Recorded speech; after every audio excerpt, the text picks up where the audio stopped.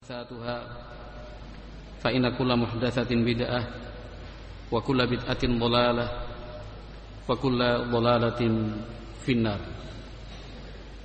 Ma'asyiral muslimin wal muslimat rahimakumullah.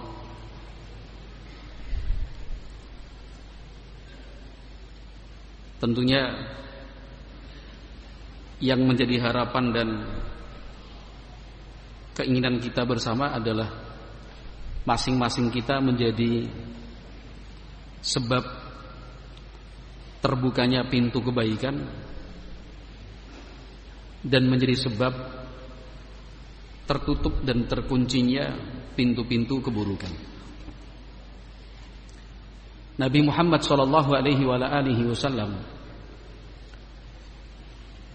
ketika melepas sahabat-sahabatnya yang diutus menjadi juru dakwah, tugas berat dengan pahala besar yang dijanjikan, Nabi Muhammad SAW melepas sahabat-sahabatnya, diutus ke negeri Yaman, diutus ke Bahrain, diutus ke Najran, duta-duta dakwah dikirim oleh Nabi Muhammad SAW.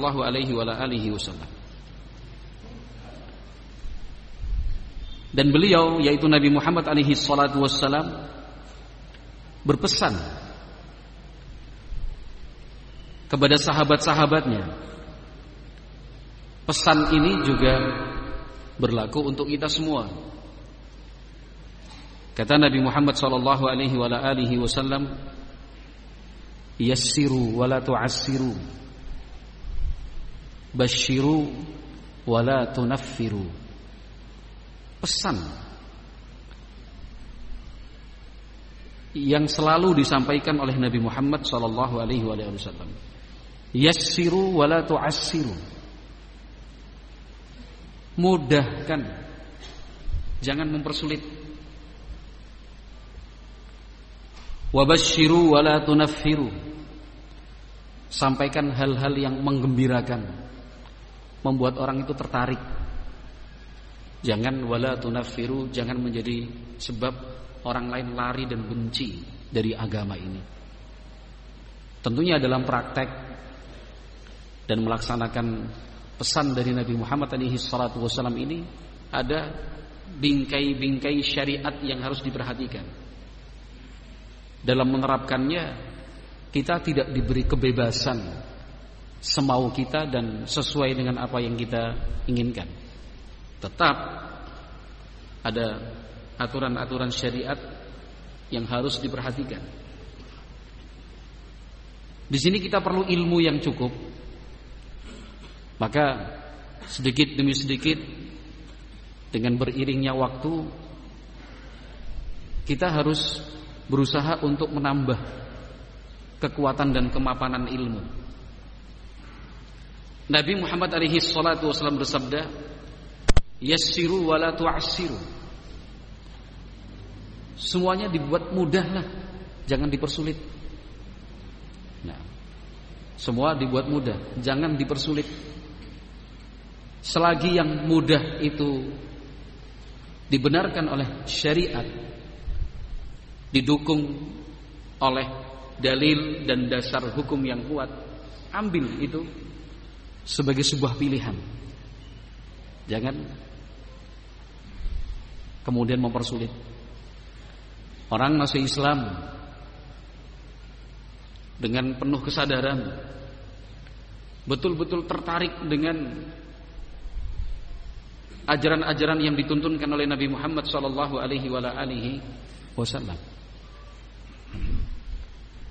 Sungguh-sungguh ingin belajar, datang ke tempat kita, menyampaikan keinginannya, saya ingin belajar Islam.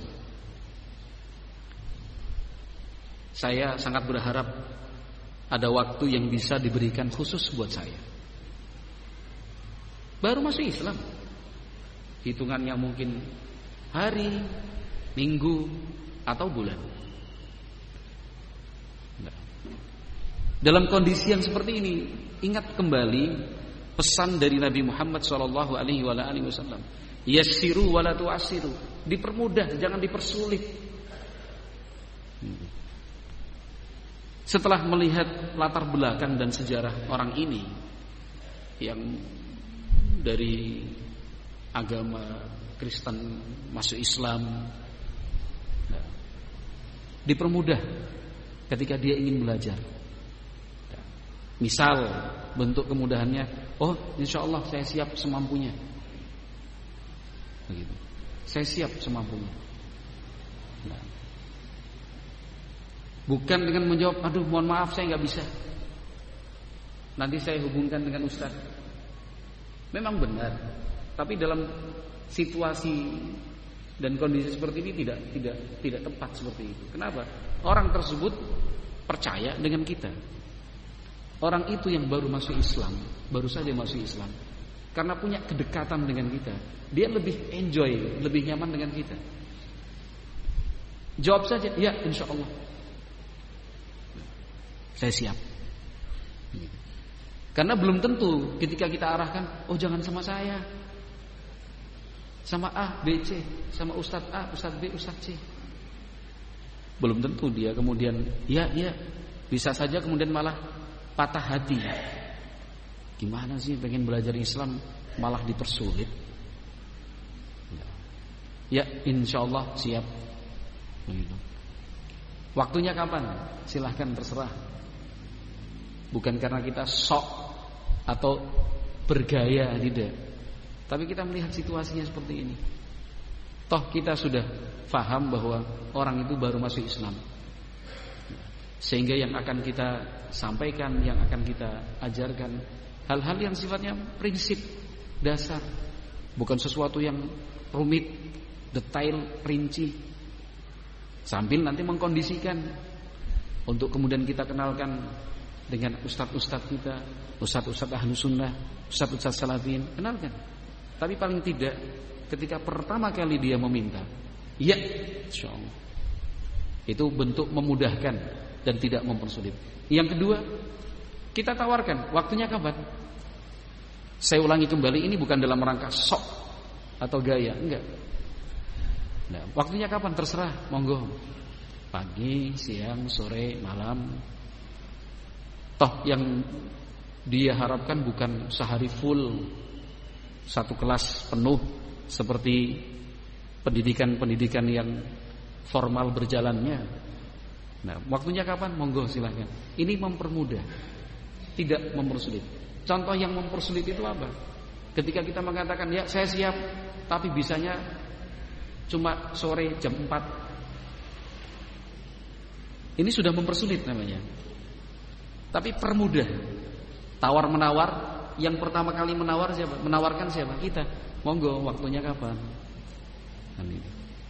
Sambil kita berpikir bahwa orang ini jauh lebih membutuhkan perhatian dari kita. Luar biasa memberikan pembelajaran, sehingga itu menjadi sebab dia kuat di atas hidayah yang telah Allah berikan. Pahalanya luar biasa, besar sekali. Nah, itu contoh. Kata Nabi SAW, basyiru wala tunaffiru. Sampaikan hal-hal yang menumbuhkan semangat, menggembirakan. Jangan sampaikan sesuatu yang membuatnya justru lari, takut dan khawatir. Jangan. Ada orang datang, keluarga kita sendiri, menemui kita, Mas, saya pengen ngaji seperti jenengan. Kok kelihatannya hidupnya mapan, hidupnya panjenengan tentrem. Saya juga pengen lah. Ternyata keluarga kita ini bekerja di salah satu bank swasta, menjadi teller, bukan teller bahasanya, tapi teller, operator nerima nasabah itu. Saudara, sepupu datang ke rumah, sekeluarga lagi, istrinya diajak, anak-anaknya diajak. Serius kan? Kalau tidak serius ngapain juga datang ke rumah? Mengatakan, "Mas, saya pengen ngaji lah, pengen belajar." Dalam situasi dan kondisi seperti ini, ingat kembali sabda Nabi Muhammad alaihi salatu wasallam, "Basyiru wala tunaffiru." Sampaikan dan terangkan hal-hal yang bisa membuatnya semangat, senang, bahagia, terbuka. Jangan justru membuatnya lari. "Oh iya, Mas. Kapan?" "Nanti berangkatnya bareng sama saya." Gitu. Kalau ikut ngaji, memang hatinya tentrem, tenang. Ambisi terhadap dunia itu bisa dikendalikan insyaallah. Karena dalam kajian-kajian itu yang dibahas dan disampaikan adalah ayat-ayat Al-Quran, hadis-hadis Nabi Muhammad SAW. Ini namanya memberikan kabar gembira, basyiru. Sebaliknya, wala tunaffiru. Kata Nabi SAW, wala tunaffiru. Jangan membuat orang itu lari dan benci. Contohnya, ya jane sih bisa, Mas. Tapi nek bader-baderin yang pada ngerti sampean kerja ning bank ya kepriwe yang sing isin lah. Ya, itu namanya apa? Contoh membuat orang lari. Kan itu. Jenengan harus siap loh mentalnya. Nanti dalam kajian-kajian itu mungkin disinggung tentang riba, disinggung dan dibahas, diangkat pembahasannya tentang bekerja dan mencari nafkah itu dari cara yang halal, bukan cara yang haram. Lah kerja di bank kan haram.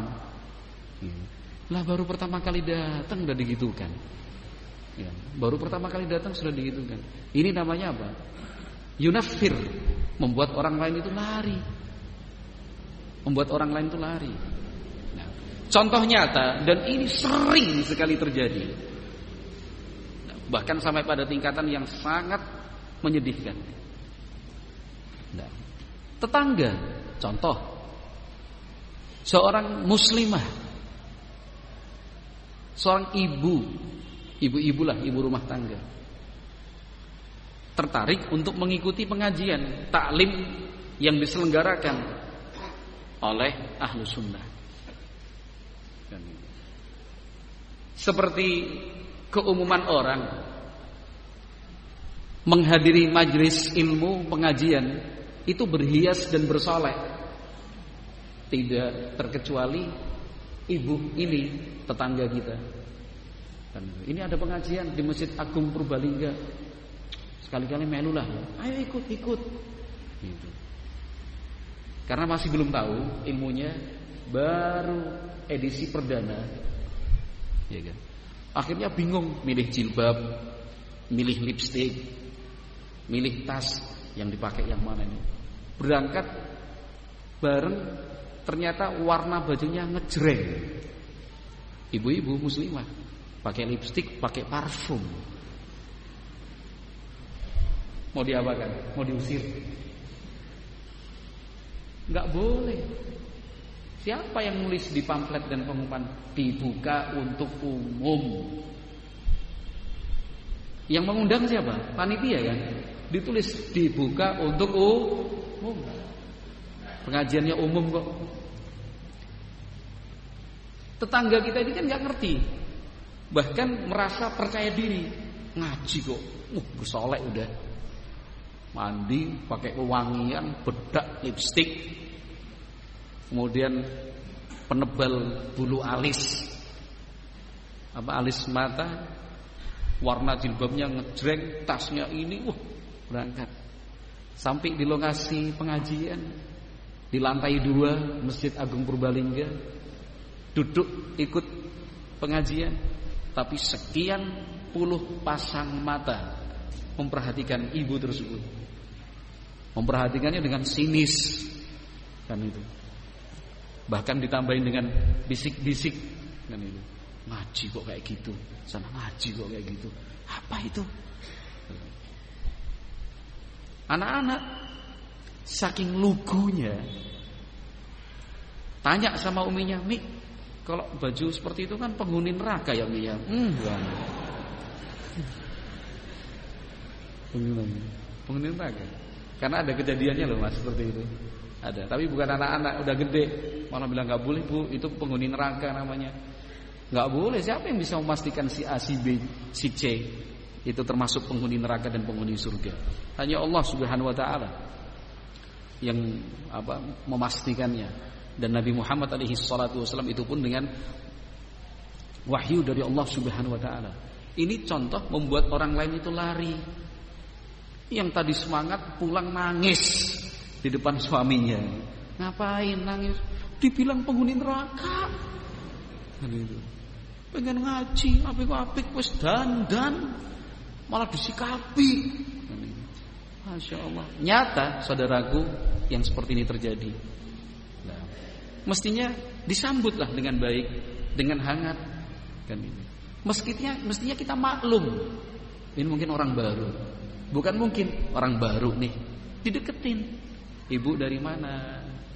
Kan itu. Tetangganya yang ngajak ya, misalkan gitu. Naik apa tadi Ibu? Naik motor sendiri. Rumahnya mana? Jauh di sana. Belum, enggak boleh Bu, harus sama suami. Enggak, oh gitu ya, Masya Allah ya. Udah, nanti duduknya sama saya Bu ya. Dibuat nyaman, dibuat enjoy. Kenalan, bisa nomor, minta nomor HP-nya. Oh bisa. Mbak bisa selfie? Ibunya yang nawarin, ya kita bilang, ya enggak lah Bu, saya udah pakai cadar masa mau selfie. Oh ya, mohon maaf. Masih pemula, baru pertama kali ikut pengajian. Harus banyak-banyak dimaklumi. Nabi tadi mengatakan dalam hadis, basyiru wala tunafiru. Sampaikan hal-hal yang membuat itu semangat, senang, bahagia, busyra. Wala tunafiru, jangan sampai orang lain itu lari, takut. Dan ini bukan hanya berlaku untuk kaum ibu, yang kaum bapak pun seperti itu. Sudah banyak yang mencurahkan isi hati, menyampaikan protes. Kalau tidak bisa dibilang masukan dan saran. Ustaz, sejarahnya saya dulu ngaji itu panjang banget. Sebenarnya dari dulu pengen ngaji, tapi waktu saya sekali berangkat, dua kali, tiga kali, gak ada yang menegur saya, gak ada yang menyapa saya. Seolah-olah saya itu di dalam sebuah ruangan yang kosong, sepi, padahal orangnya banyak. Iya, orang cuma melihat, nanya enggak, menyapa enggak, ngucapin salam apa enggak, seakan-akan terasing di tengah kerumunan orang banyak. Ya udah, ngapain saya ngaji yang seperti itu? Ini contoh lagi, contoh pelanggaran terhadap pesan Nabi Muhammad alaihi salatu wasallam yang sudah mengatakan basyiru wala tunafiru. Maka alangkah baiknya kalau misalkan kita tidak bisa secara keseluruhan dan bersama-sama menjadi penyambut dan among tamu, penyambut dan among hadirin, paling tidak ada memang beberapa orang yang ditugaskan untuk menyambut. Nah, untuk menyambut. Kalau cerita pengalaman saja di majelis taklim yang biasa kita selenggarakan di sana, itu ada satu simbah-simbah, umurnya sudah 68 tahun sekarang. Saya manggilnya biasanya Mbah Moh. Kalau berangkat taklim naik sepeda Jawa itu 5 kilo ya dilakoni, 3 kilo ya dilakoni. Itu andalan saya dan andalan teman-teman. Kalau misalkan ada orang baru datang, saya jamin pasti didatengin, ditanya, dari mana Mas? Assalamualaikum, dari mana Mas? Sambil begini, dari mana Mas? Rumahnya di mana? Disapa. Dan beliau tahu ini orang baru sekali. Oh ya, saya dikenalkan gitu. Nggih, mudah-mudahan. Disapa. Senangnya luar biasa kalau begitu ya kan. Bukan datang awal lirik-lirikan. Itu penting. Jangan sampai justru sebaliknya, didiemin, dicuekin, gak diperhatikan. Itu menjadi sebuah presiden buruk, insiden seperti itu, tragedi bersejarah. Orang pengen ngaji, pengen baik, tapi merasa tidak disambut, merasa diasingkan. Udah sekali dua kali nggak datang lagi. Orang yang menghadiri majelis ilmu, meramaikan dan memakmurkan pengajian, adalah orang-orang yang ingin mencari ketenangan hati. Insya Allah demikian. Kita berprasangka baik. Mereka ingin mencari solusi, menempuh jalan kebaikan.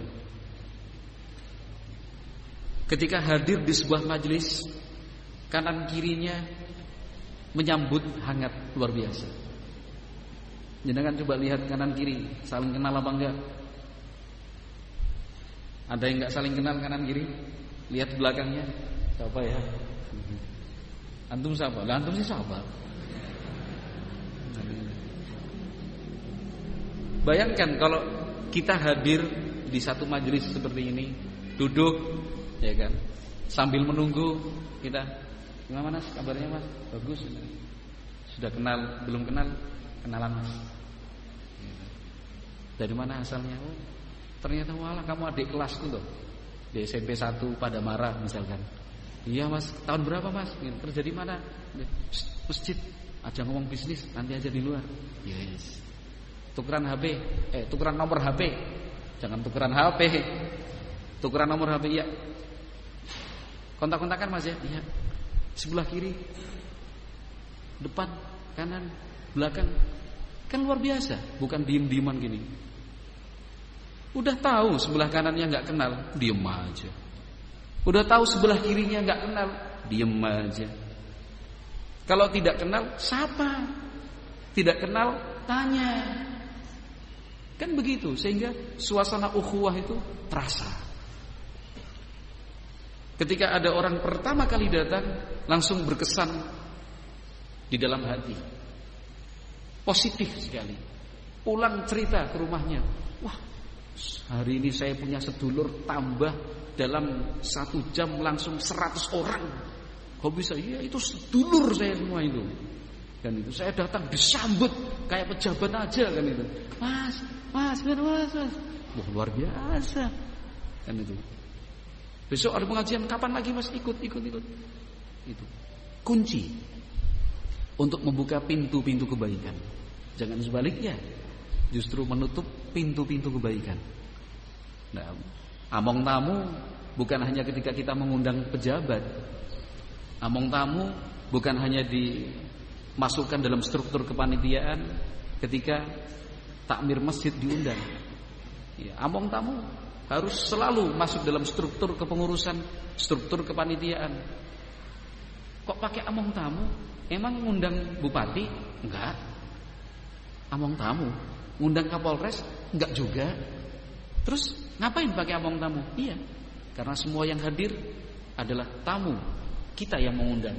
Buat pamflet, buat baliho, buat spanduk, banner, dibuka untuk umum. Hadirilah, ikutilah. Ketika orang ingin ikut, ingin hadir, statusnya tamu, harus disambut. Nah, itu subhanallah, barakallahu fikum. Pengaruhnya efektif luar biasa.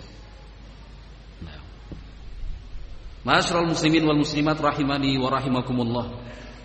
Nabi Muhammad alaihi salatu wasalam berpesan seperti yang telah kita dengarkan tadi. Maka kita berusaha untuk melaksanakan apa yang beliau pesankan. Nah, salah satu cara untuk menyebarluaskan kebaikan, terkhusus bagaimana kita ingin membawa dan menyampaikan Al-Quran, sunnah Nabi Muhammad alaihi salatu wassalam dengan pemahaman as-salafus saleh menjadi lebih luas, lebih merata, lebih banyak orang memahaminya. Maka kita harus menempatkan diri itu tadi sebagai kunci yang membuka pintu-pintu tersebut. Caranya setelah kita membahas yang pada season pertama tadi, yaitu memberikan contoh secara nyata dalam sikap dan perilaku. Yang kedua adalah qada'ul hawaij wa musa'adatun nas. Seorang salafi itu harus aktif tampil untuk membantu orang lain yang membutuhkan. Seorang salafi harus peka dan sensitif. Kalau ada kerabatnya, saudaranya, keluarganya yang sedang membutuhkan bantuan, kita sensitif bantu. Ada tetangganya yang sedang susah sehingga perlu dibantu, hadir di sana. Siapa? Sunni, salafi. Salaf kita sudah mencontohkan seperti itu. Zabid Al-Yami rahimahullah disebutkan dalam Sifatus Safwah jilid 2 halaman 680. Diceritakan di sana bahwa Zabid Al-Yami idza kanat al-lailatu mutayrah akhadha syu'latan minan nar fatafa ala ajaizil hayy faqala aturiduna naran fa idza asbah tafa ala ajaizil hayy faqala alakum fis suqi hajah aturiduna syai'an. Ini ulama kita, ulama salaf. Zabid Al-Yami rahimahullah itu kalau malam hujan pasti gelap. Tanpa hujan saja sudah gelap. Ya, jangan bayangkan sekarang, tapi bayangkan ratusan tahun yang lalu. Ya, dulu di zaman dahulu. Ya. Malam hujan turun, Zabid Al-Yami rahimahullah itu menyiapkan pelita, obor, lampu, yang jelas sesuatu yang bisa digunakan sebagai alat untuk menerangi. Kemudian apa yang beliau lakukan? Fatafa ala ajaizil hayy, keliling kampung.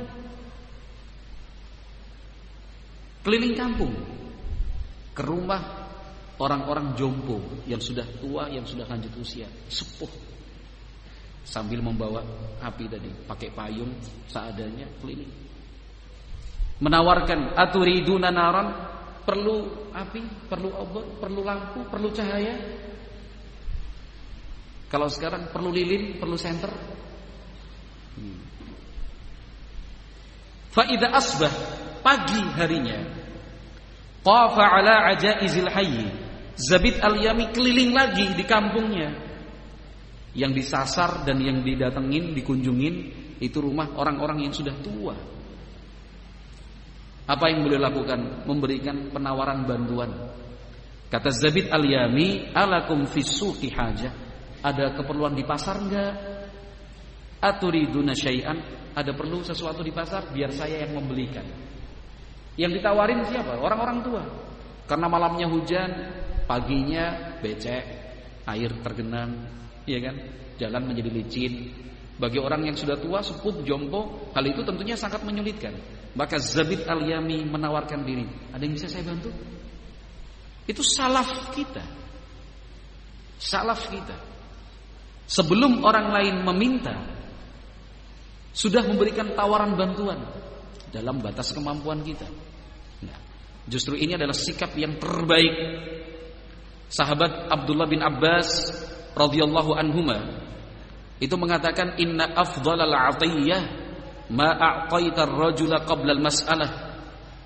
Sebaik-baik bantuan adalah bantuan yang engkau berikan kepada seseorang sebelum dia meminta. Fa idza sa'alaka fa innama tu'tihi thamana wajhihi hina badzalahu ilaik.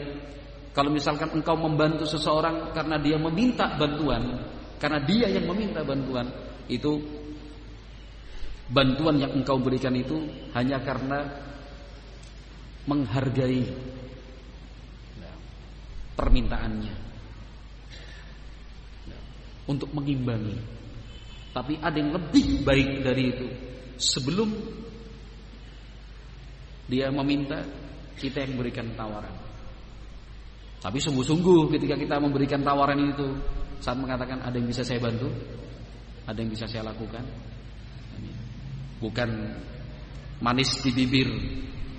Ketika ya ada, tolong ini, aduh nggak bisa.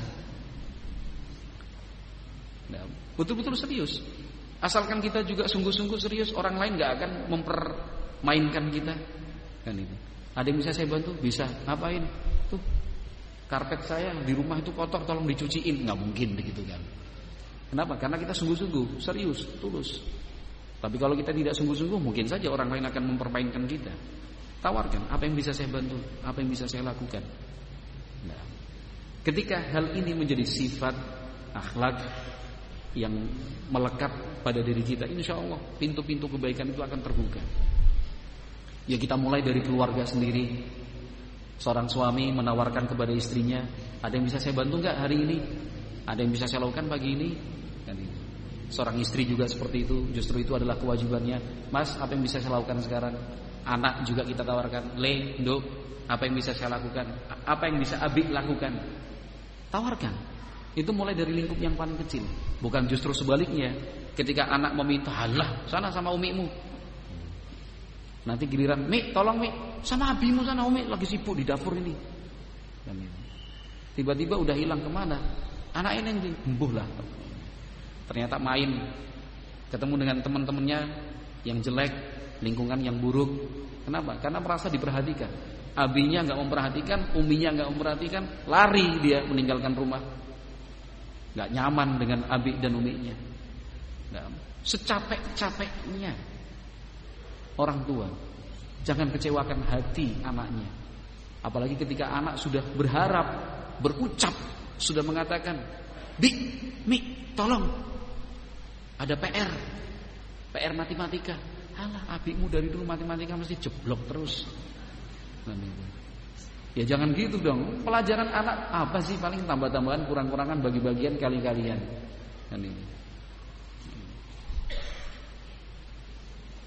Sahabat Abdullah bin Abbas radhiyallahu taala anhuma mengatakan demikian.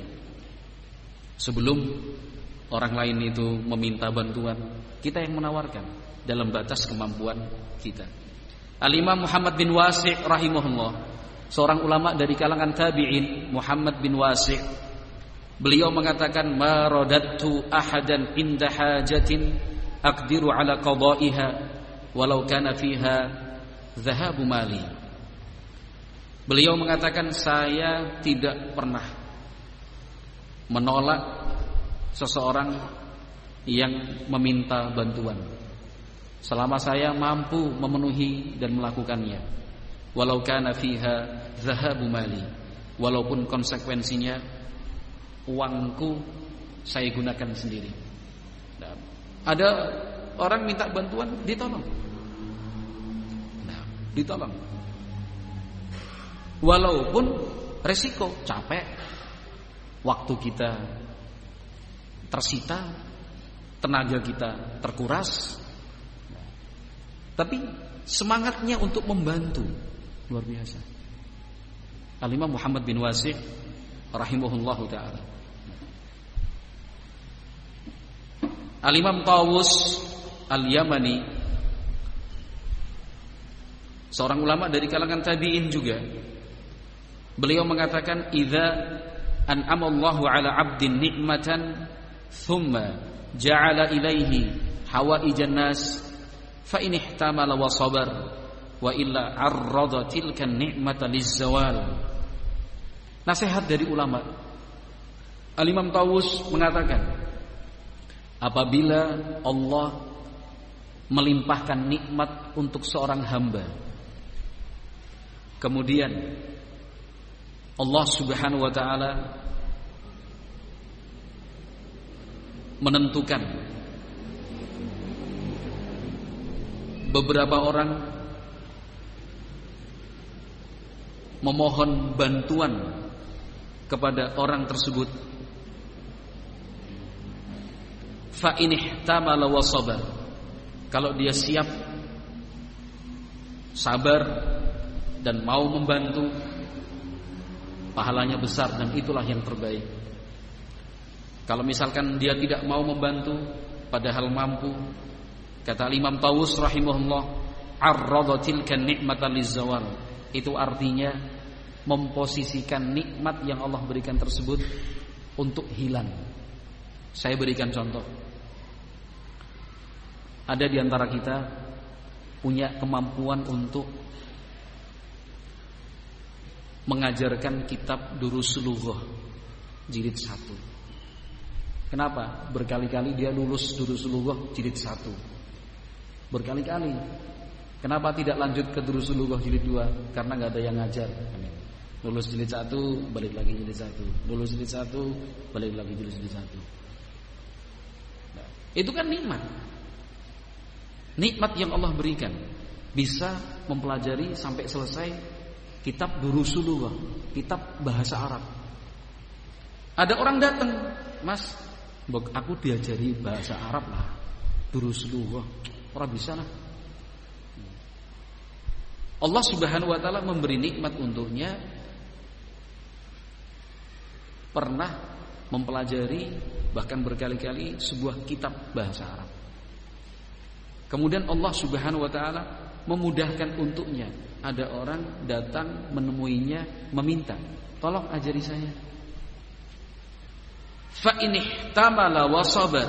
Kalau dia terima dan sabar untuk mengajarkan, sabar untuk membimbing, sampaikan, "Aku ya bisa nemeng Durus Lughah jilid 1, jilid loro ora bisa lah." Ini enggak apa-apa, jilid 1 aja udah Masya Allah. 2 tahun belum tentu selesai. Pertemuannya seminggu sekali. Ramadan libur, Syawal libur, Daurah nasional libur, pas sakit libur, sijine safar, 2 tahun orang rampung. Ya, bismillah saya bantu. Kan itu. Allah berkahi ilmunya itu. Tapi kalau misalkan dia tidak bersabar, tidak mau menerima, yang kita khawatirkan nikmat itu akan hilang, ilmunya hilang, ilmunya tidak bermanfaat, ilmunya tidak diberkahi. Nah, padahal dia mau membantu, mampu untuk membantu. Nah, dia punya tetangga, listriknya konslet mati. Listrik rumah tetangga kita. Padahal panjenengan punya kemampuan di bidang elektronik, di bidang elektrokelistrikan. Faham? Nikmat Allah berikan buat panjenengan, memiliki keahlian dan skill dalam bidang elektrokelistrikan. Tetangga kita datang, "Mas, listriknya udah nyok mati. Kita isuk mau lah, priwe lah." Gimana nak? Tolong dibantu. Aduh nyong gak sibuk, manggil BTL aja tak telepon kan ya. Gayanya membantu diteleponkan BTL. Padahal Masya Allah dia mampu. Maka Al-Imam Taus mengatakan, "Fa in ihtamala wa sabar." Kalau dia terima dan sabar, Allah berkahi ilmunya tersebut, nikmat itu. Ya sudah, ya coba tak periksa dulu ya. Berangkat ke rumah tetangganya, nyalain jelek lagi, nyalain jelek lagi. Tak cari-cari, ternyata kipas anginnya yang konslet. Kan ini sebabnya nih, udah tadi kok ada bau kabel terbakar. Tadi nyalain kipas angin. Iya, nyalain kipas angin. Ya udah. Berarti ini dicabut, stop kontaknya, dilipat sementara kipas anginnya jangan dipakai dulu. Kan itu. Atau kalau misalkan boleh tak bawa pulang ya. Nanti kalau longgar tak perbaiki. Coba jelek. Iya Mas, bisa Mas. Muruk. Alhamdulillah. Butuh berapa menit sih seperti itu kalau dia betul-betul mampu? Luar biasa. Hal-hal yang seperti ini. Nah.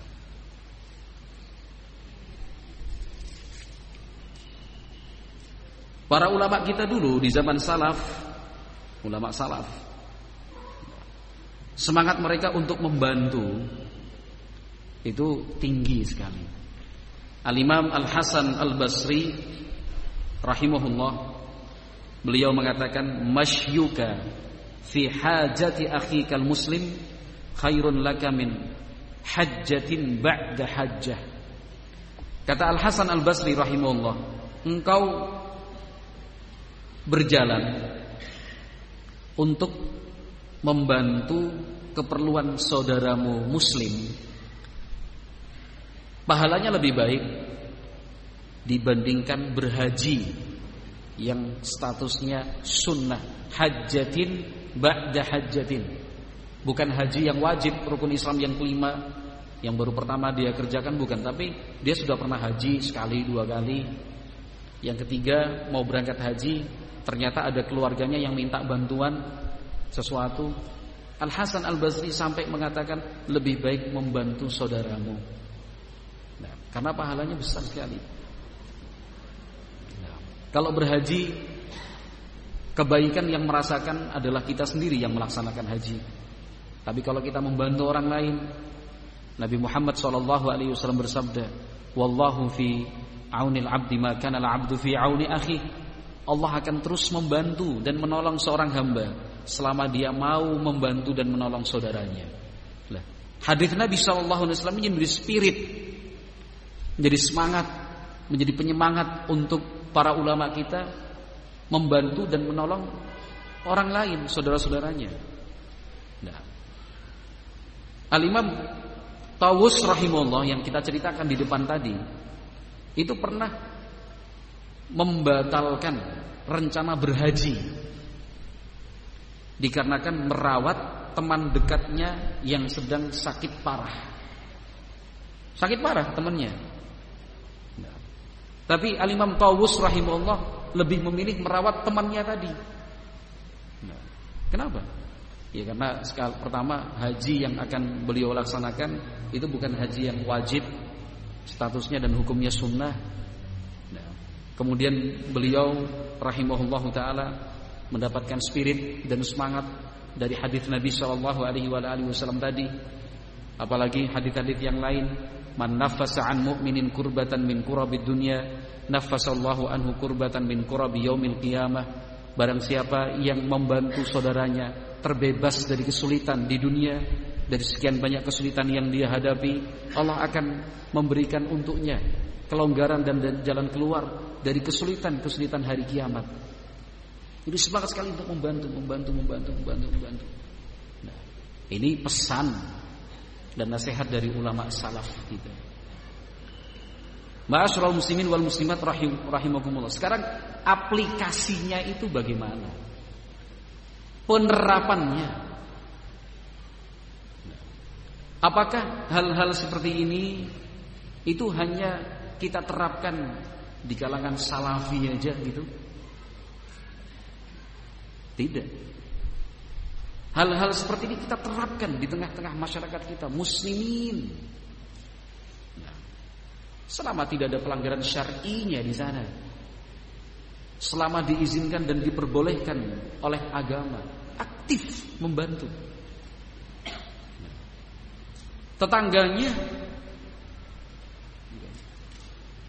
sedang memiliki sambatan mengganti genteng rumah, diturunkan, kemudian kayu blandarnya, usuk dan rengnya semua diperiksa, dicek apa masih layak atau ada yang harus diganti, ikut nurunkan genteng gitu. Ikut nurunkan genteng, cek segala macam, bagus, genteng yang baru dinaikkan. Aktif membantu orang lain. Itu menjadi apa? Pintu-pintu kebaikan yang terbuka dengan amaliyah nyata seperti tersebut. Nah, di kampungnya pembangunan masjid, aktif ikut melibatkan diri dalam pembangunan masjid. Yang paling terdepan, kalau bisa paling pertama datang. Yang lain sudah mulai istirahat, kita masih mempeng. Nanti kalau dipaksa-paksa, "Mas berhenti mas, nggih." Baru berhenti. Ya kan? Tunjukkan. Yang lain udah pada pulang, kita masih paling terakhir. Dan ikut bersih-bersih, kumpulkan gelas, kumpulkan piring, kumpulkan sampah-sampah, plastik, kertas dan bungkus nasi. Nasi bungkus itu dikumpulin, dibakar. Aktif membantu. Nah, ini menjadi kunci yang membuka pintu-pintu kebaikan. Nah, harapannya kaum muslimin bisa tertarik dan tersentuh untuk mempelajari Al-Quran dan Sunnah Nabi Muhammad SAW. Harapannya anggapan-anggapan negatif, isu-isu yang tidak dapat dipertanggungjawabkan itu akhirnya hilang. Akhirnya hilang. Ada tetangga meninggal dunia, Mungkin malamnya diadakan acara ini, kegiatan ini, baca itu. Tapi kita bisa mengambil peran dan kesempatan pada hal-hal yang diperbolehkan secara syar'i, bahkan diperintahkan. Ikut menggali kubur, karena tidak semua orang punya keberanian menggali kubur. Menurunkan jenazah dari atas, kemudian diposisikan di dalam kubur. Tidak semua orang mau. Tidak semua orang mau seperti itu. Karena tidak semua orang berani masuk ke dalam kubur. Iya kan? 2 tahun yang lalu kalau tidak salah, 2 tahun yang lalu saya ikut takziah masyarakat karena ada yang SMS dari tempat yang jauh minta tolong Ustaz ya. Gitu. Itu jenazah kita bawa dari rumah duka ke makam, sampai di makam cuma enten-entenan, tunggu-tungguan. Kamu, kowe, aku, kamu, kowe, nggak ada yang turun. Waktu itu yang turun saya, nggak kenal orangnya. Itu juga jauh tempatnya, karena nggak ada yang berani turun. Ya udah saya turun. Pas turun begitu, karena lokasinya bukan tanah keras, pasir. Baru turun gitu. Setelah saya turun, orang-orang mulai mendekat ke bibir makam. Tadi mundur-mundur semua ini. Jenazah sudah sampai di lokasi, kita angkat bareng-bareng. Giliran siapa yang masukin? Kamu, kowe, kamu. Sudah, bismillah, masuk. Setelah saya masuk, orang-orang tadi yang semula pun jauh mendekat di bibir makam. Lalu itu jenazah kita turunkan. Akhirnya ada satu yang ikut membantu, berdua kita posisikan. Pas sedang bungkuk begini, jugruk tanahnya itu. Jugruk, tahu jugruk apa orang? Karena pasir bukan tanah. Orang kan sudah mulai lihat, gini, gruk, tertanam separuh badan ini. Deg-degan juga ini. Mbok melu mati gitu ya. Burung siap lah. Itu contoh kesempatan kan, kesempatan kita hadir, tampil, ikut, aktif. Kan itu. Ngangkat jenazah. Enggak semua orang mau. Sungguh menggali kubur, apalagi kalau udah nemu tulang. Balung iso kok dia. Pernah ngumpulin tulang belum? Gali kubur terus dapat tulang dikumpulin. Ya rasanya kepriwe, tapi ya saya pernah sekali gitu. Tulang-tulangnya dikumpulin jadi satu. Udah hancur-hancur gitu. Karena enggak semua orang berani megang. Masalahnya bukan berani dan tidak berani, tapi ya orang-orang panik mungkin ya wongnya ya. Ini sudah begini mungkin. Kita tampil di situ aktif. Itu termasuk apa? Cara dan langkah yang kita pilih bisa kita maksimalkan, kita manfaatkan secara efektif untuk berdakwah, menyampaikan kebaikan. Kalau secara lisan belum tentu orang mau mendengar. Kalau kita sampaikan dalam bentuk ucapan, belum tentu orang mau percaya dan menerima. Tapi dengan sikap dan perilaku, insya Allah lebih bisa mengena, lebih tepat sasaran. Nah, Al-Hasan Al-Basri rahimahullah,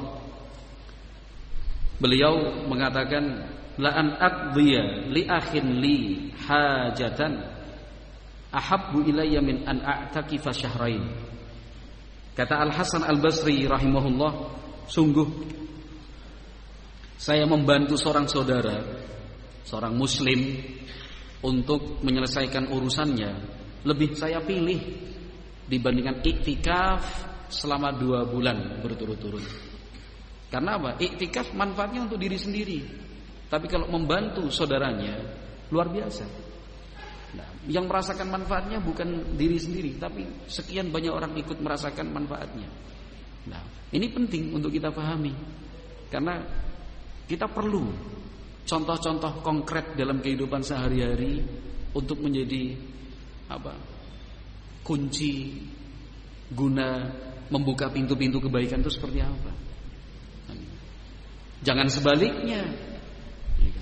sudah pendatang, nggak pernah hadir di kegiatan-kegiatan masyarakat, dan masuk keluar kampung tidak memperhatikan salam, tidak menyapa, tidak berwajah ceria, akhirnya menjadi apa? Menjadi pembuka pintu kejelekan. Kan itu. Panjenengan barakallahu fikum, apalagi kalau lokasinya di dekat pondok, di kompleks-kompleks pendidikan yang dikelola oleh salafiyin, ada lembaga-lembaga pembelajaran di sana. Nah, nasihat penting, karena ada pondok menjadi daya tarik untuk dipilih sebagai tempat tinggal, kontrak, sewa, beli tanah, bangun rumah sendiri, itu kan akhirnya mulai tambah banyak. Nah, ini masalahnya bukan apa harus ikut komando, bukan harus ikut perintah, bukan, tapi ini ajaran agama. Ajaran agama nggak ada kaitannya dengan komando-komandoan. Mau apa namanya, sewa rumah kok harus lapor, mana dalilnya? Tak kasih dalil 10 kamu nanti. Kok minta 1 tak kasih 10.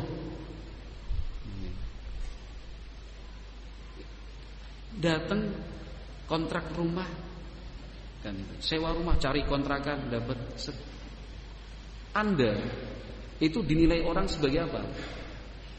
Presentasi dari dakwah Ahlus Sunnah. Anda dinilai oleh orang sebagai simbol dakwah, walaupun Anda tidak merasa. Tapi Anda harus sadar hal ini. Anda tidak merasa, tapi Anda harus sadar, Anda menjadi simbol dakwah, presentasi dari dakwah ini. Ketika kontrak rumah, cobalah lakukan langkah-langkah yang memang bisa memberi kesan baik terhadap dakwah Ahlus Sunnah. Jangan menjadi pintu, jangan menjadi kunci yang membuka pintu kejelekan. Kontrak dapat, alhamdulillah. Sebelum menempati, sowan, silaturahmi ke ketua RT setempat, rukun tetangga. Perkenalkan diri. Bila perlu kita minta tolong pemilik rumah yang kemudian kita kontrak, Pak nyuwun tulung kula diderekke sowan Pak RT. Rencana nggih ajeng nyerahaken fotokopi KTP kalih kakak. Gitu. Oh nggih, kula derekke diantar Pak RT, nyuwun sewu, minta maaf. Saya ngontrak rumahnya Pak ini. Saya minta izin jadi warganya panjenengan. Ya, sebagai kelengkapan syarat, saya juga sudah membawa fotokopi KTP saya, istri, dan juga fotokopi kakak. Masukkan dalam map. Mapnya jangan yang bolong-bolong, mapnya yang bagus lah, nyun sewu. Oh nggih, matur nuwun insyaallah. Berarti ikut ngaji di Pondok Al-Mansurah juga? Iya. Bener jenengan, saya percaya ngaji di Al-Mansurah. Karena kalau nggak izin kayak gini berarti bukan Al-Mansurah. Berarti bukan Al-Mansurah. Nah, izin seperti ya, bagus.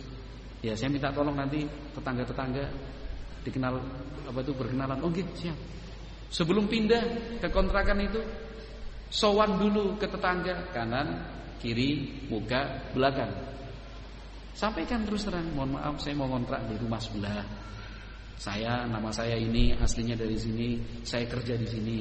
Saya nanti sama istri sama anak-anak ngontrak di sini karena pengen mondokkan anak di Al-Mansurah. Oh nggih. Datang sambil bawa bingkisan, dan 1 plastik salak, yang sana 1 plastik jeruk, yang sini 1 plastik anggur, 1 paket buah-buahan lah, dibagi 3. Iya, satu-satu. Oh nggih, turun. Setelah itu baru pindah, bawa barang-barang. Kalau seperti itu yakin 101%, tak tambah siji. Yakin 101%. Tetangga-tetangga yang sudah panjenengan sowani tadi, ketika pindahan pasti ikut membantu. Nurunkan barang, saya bantu mas. Nah. Tapi kalau sebaliknya, Sudah 2 bulan tinggal di situ, nggak pernah sowan ke tempat tetangganya. Nauzubillah. Bisa menjadi pintu pembuka kejelekan panjenengan. Celaka kata Nabi SAW. 2 bulan tinggal, tetangga kanan tetangga kiri tidak kenal.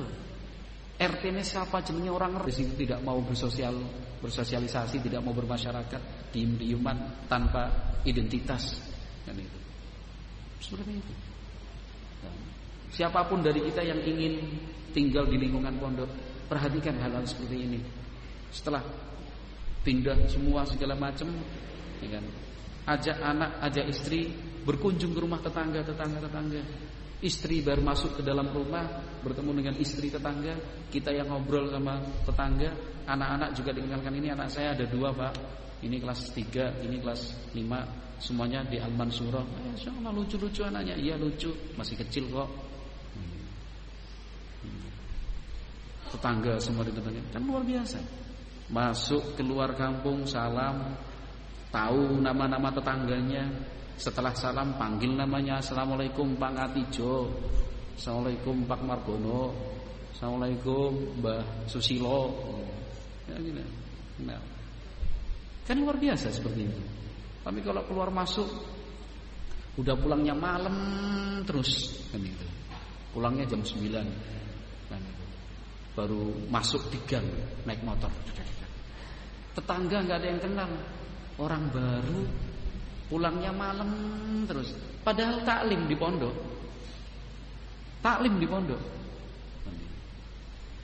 Kegiatannya bagus, positif, taklim di malam hari, ba'dal isya. Tapi prakteknya sampai di masyarakat kan beda. Kalau misalkan sudah bersosialisasi, sampaikan ke tetangga kanan kiri, nyon ngapunten Pak, dalu-dalu lah, kula seringe ganggu panjenengan jam 09.00 pun jam 12.00 nembe wangsul.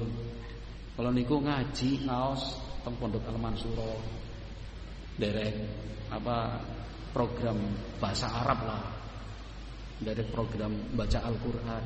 Sampaikan ke tetangga kanan kiri. Itu bukan riak namanya. Gak maulah nanti mbok riak, dikira mamer-mamer kayak, bukan. Itu dalam rangka dakwah. Sehingga ketika hampir tiap malam kita pulang jam 9, jam 10, tetangga sudah gak ada yang curiga. Mikirnya semangat banget ya belajar bahasa Arab. Malam pulang belajar Al-Quran, bengungi apa orang bisa-bisa apa ya? Orang lulus-lulus apa kepriwe? Tapi kan paling tidak tetangga gak curiga. Tetangga tidak bertanya-tanya, tetangga tidak berprasangka buruk. Tetangga udah ngerti. Ini Pak Bejo, jam 9 pulang ini pasti dari pondok ini, belajar bahasa Arab, belajar Al-Quran. Tanpa sosialisasi tadi, orang berprasangka buruk, iya kan? Bertanya-tanya, ngapain sih?